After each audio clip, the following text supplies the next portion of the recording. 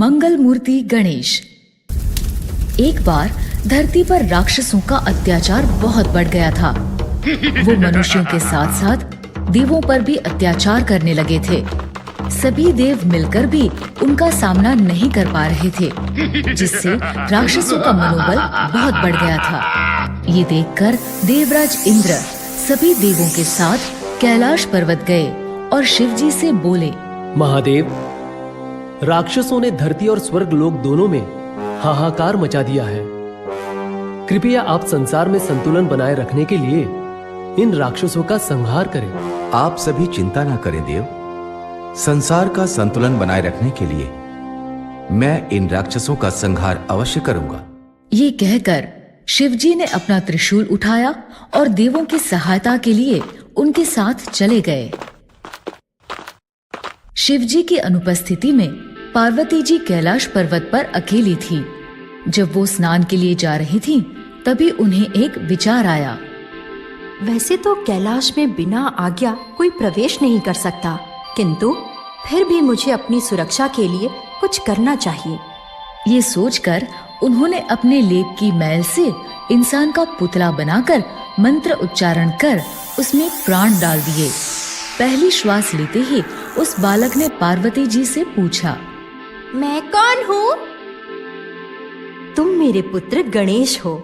मैं स्नान के लिए जा रही हूँ। तुम कुछ देर द्वार पर पहरा दो और जब तक मैं स्नान कर रही हूँ तुम किसी को अंदर प्रवेश मत करने देना। जैसी आज्ञा माता। गणेश स्नान गृह के द्वार पर एक भाले के साथ पहरा देने लगे। कुछ समय बाद जब शिवजी राक्षसों का संहार कर लौटे तो उन्होंने सोचा, ये समाचार सबसे पहले मुझे पार्वती को देना चाहिए। लेकिन वो जैसे ही पार्वती जी को ये समाचार सुनाने स्नान गृह में प्रवेश करने लगे, गणेश ने उन्हें रोकते हुए कहा, रुकिए, माता की आज्ञा है कि मैं किसी को भी स्नान गृह में जाने ना दूं, इसलिए आप स्नान गृह में प्रवेश नहीं कर सकते। तुम कौन हो और मुझे स्नान गृह में प्रवेश करने से क्यों रोक रहे हो? मेरा परिचय छोड़ो और यहाँ से चले जाओ। गणेश को इस तरह अपना विरोध करते देख शिव जी क्रोधित हो गए। उद्दंड बालक, तुझे इसका दंड अवश्य मिलेगा। ये कहकर शिव जी ने त्रिशूल से गणेश पर वार किया। गणेश ने भी अपना भाला उठाया और दोनों के मध्य युद्ध आरंभ हो गया। शिव जी अगर महादेव थे तो गणेश को भी आदिशक्ति पार्वती जी ने बनाया था, इसलिए दोनों में बहुत समय तक घमासान युद्ध चलता रहा। इसके प्रभाव से डरकर ब्रह्मा और विष्णु समेत सभी देव युद्ध रोकने के लिए कैलाश पर्वत आए। महादेव, ये युद्ध रोक दीजिए। पुत्र गणेश, तुम महादेव से अपने अपराध के लिए क्षमा मांग लो और इस संघर्ष को विराम दो। क्षमा मुझे नहीं, क्षमा इन्हें मांगनी चाहिए जो माता की आज्ञा सुनकर भी स्नान गृह में प्रवेश करना चाह रहे हैं। यदि ये क्षमा मांग ले तो मैं युद्ध को विराम लगा दूंगा। ये सुनकर शिव जी अत्यधिक क्रोधित हो गए। ब्रह्मा जी ने चिंतित स्वर में गणेश से कहा, अपनी गलती मान लो बालक, नहीं तो महादेव के क्रोध से तुम्हें कोई नहीं बचा सकेगा। मुझे अपनी रक्षा की नहीं, अपितु अपने कर्तव्य पालन की चिंता है। रहने दीजिए ब्रह्मदेव, मुझे इस दुष्ट बालक को दंडित करना ही होगा।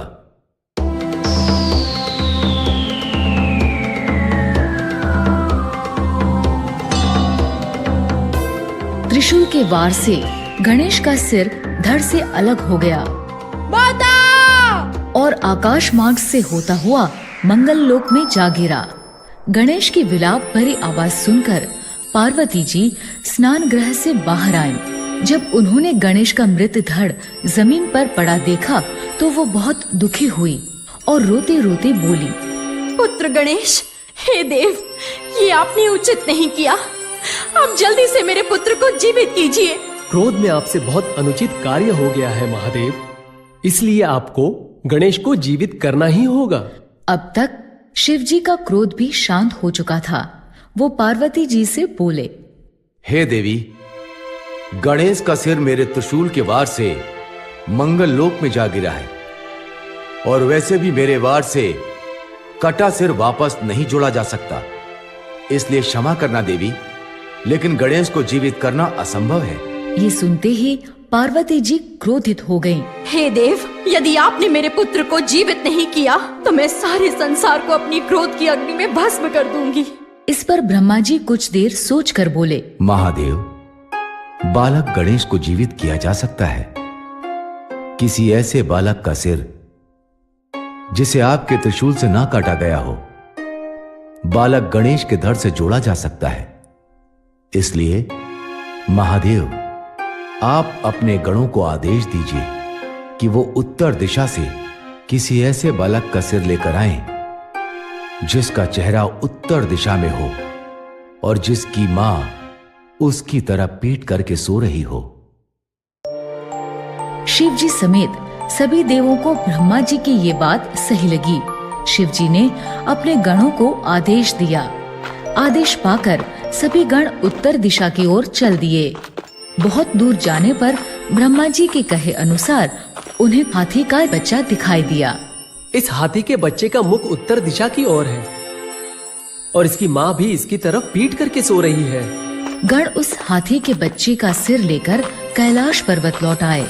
शिव जी ने हाथी के बच्चे का सिर गणेश के धड़ से जोड़ दिया और गणेश पुनः जीवित हो गए। पार्वती जी गणेश को जीवित देखकर प्रसन्न थी, लेकिन अपने पुत्र के सिर पर हाथी का सिर देखकर थोड़ी निराश भी थी। आपने मेरे पुत्र को एक हाथी का मस्तक क्यों लगाया? अब सारा संसार मेरे पुत्र का उपहास करेगा। इस पर शिव जी ने गणेश को वरदान देते हुए कहा, आज से कुछ भी शुभ कार्य आरंभ होने से पहले गणेश की पूजा की जाएगी और गणेश को मंगल मूर्ति के नाम से जाना जाएगा। ये सुनकर पार्वती जी बहुत प्रसन्न हुई। उन्होंने बालक गणेश को गले से लगा लिया। शिव जी ने भी गणेश को गले से लगा लिया। इस तरह गणेश का जन्म हुआ और उनका नाम मंगल मूर्ति पड़ गया।